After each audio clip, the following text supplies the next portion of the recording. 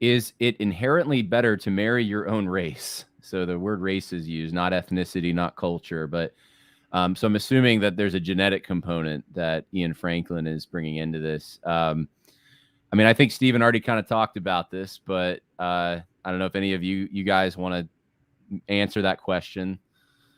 Is it better or worse? Does it matter? I'll pick on someone if we have to. William, you want to take a crack at that, or Josh? Josh, you haven't said much lately, have you? You probably talked the least in this whole I thing. So just how about? rattled off. I just destroyed Owen, but okay, fine. I'll take a go at that. Um, I don't think it's inherently better or worse, but I think it's more common, and that's fine. That's not a problem. It's not something that we need to worry about. Okay. I try to be charitable and not put the worst reading on someone or something, especially if I disagree with them or it. Um, but man, they seemed like a little uncomfortable with that question, didn't they? So these are, people in the Christian nationalist movement. There's the two Wolfs, ironically, Stephen Wolfe and William Wolfe, who are major figures in the Christian nationalist movement. Stephen Wolfe, the author of the Case for Christian Nationalism, had tweeted that if they didn't separate and they married each other, then nations, peoples, ethne would cease to exist. It would turn into a mass monoculture. But we are drawn to similarity, as Aquinas said, which is therefore part of our nature and so part of our good. And thus, while intermarriage is not itself wrong as an individual matter, groups have a collective duty to be separate and marry among themselves. And this is, I think, the logical outcome of Christian nationalism. Is that the nationalism part starts to supplant the Christian part. So, as a Christian, the distinctions between Jew and Gentile and so on and so forth don't matter. Those have been broken down. But if you really want to tie Christianity with nationalism, you have to erect those walls again that Jesus himself broke down.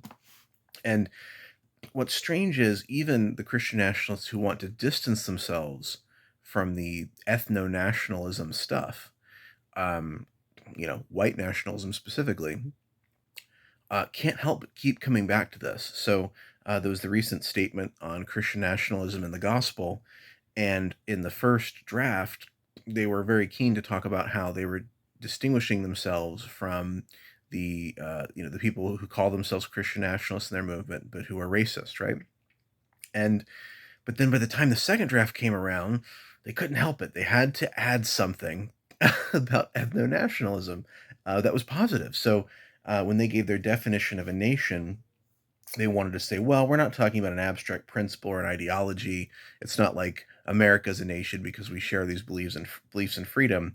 It's a people in a place. So okay, people in a place. Well, that sounds a little ethno-nationalist, maybe, but they've already said that that's not what they want to say, and that they're not. They want to distinguish themselves from the racists. So that can't be what they mean. So they specify, well, we're talking about people with a shared culture and a shared history. It may be comprised of multiple ethnicities. Okay, well, that sounds good. While sharing common interests, virtues, language, and worship.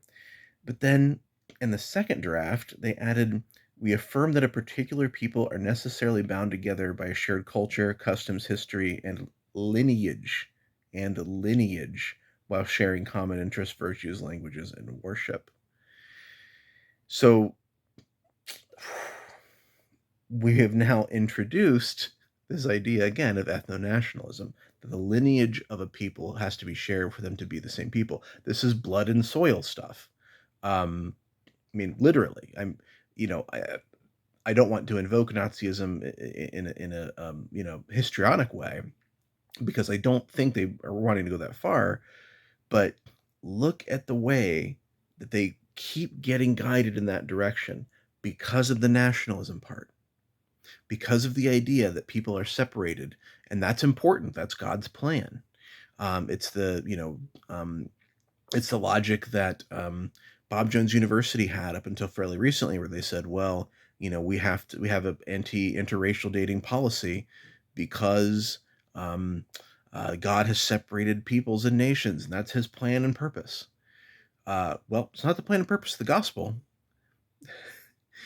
it's when Paul was going from place to place and preaching the gospel, the Jews and Gentiles and Scythians and so-called barbarians, uh, he didn't have any clear idea that these were supposed to be separated. He said God has broken down these walls of separation, but Christian nationalism wants to bring them back up.